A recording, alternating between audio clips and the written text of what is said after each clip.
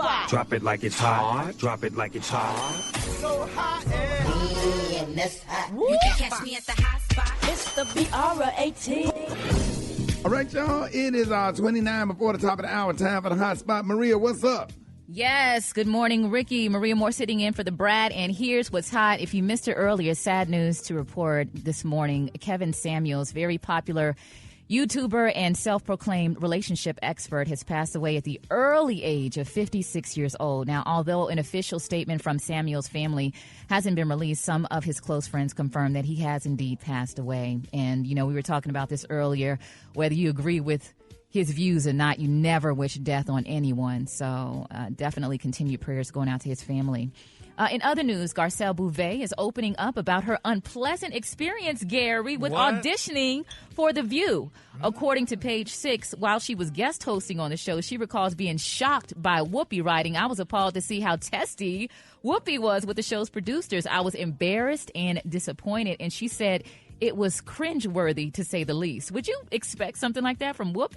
Well, you know what, honey, people give you one thing publicly and another thing behind the scene, honey, so you just never know. Yeah, and then she said Rosie Perez kicked her under the table. It was kind of like a girl, shut up, like stop talking, you talking too much type kick.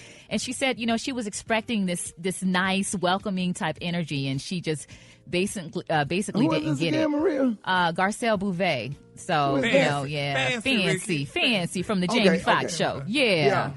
Yeah, so, she was on The Real, which, of course, we know has been canceled, but she was talking about her experience auditioning on The View. So Rosie Perez defended herself like, girl, I was just trying to keep you on time. You know what I'm saying? Like, wrap it up. Well, I do know Rosie helped Sherry Shepherd. Because Sherry Shepherd said how Rosie really helped her out with, her getting her check together. Yeah. So that was a good thing. Because, most people don't do that, but, honey, she said she helped out real well. Yeah. Well, you know how it is sometimes when a new girl comes in, there's people just be in their feelings. Last one I have for you, Benzino. He recently vowed to stop antagonizing Eminem after years of ridiculing him. But yesterday he hopped on Twitter, Ricky, and slammed the Rock and Roll Hall of Fame for overlooking black hip-hop artists who paved the way for Eminem to walk down. He said Rock and Roll Hall of Fame is just like the Grammys. They have no respect for our culture, black or hip-hop, and if you don't agree, you're racist, period, point blank. So Benzino is saying, where's Nas, Eric B., Rakim, Kumo D, EPMD, Fearless 4, Fat Boys, Lauryn Hill. Oh, my gosh, this is just taking me back.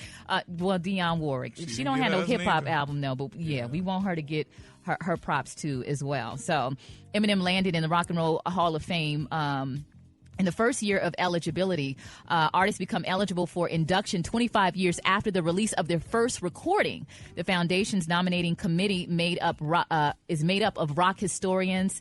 They select nominees each year in the performer category, who are then voted on by an international body of some 500 rock experts. So, we were talking yesterday about, what do we need to do? Sign a petition, vote somebody in. But there's a committee of people that vote folks in. So you think Eminem should have withdrawn to let somebody else go of color? Well, I don't know if it works like that.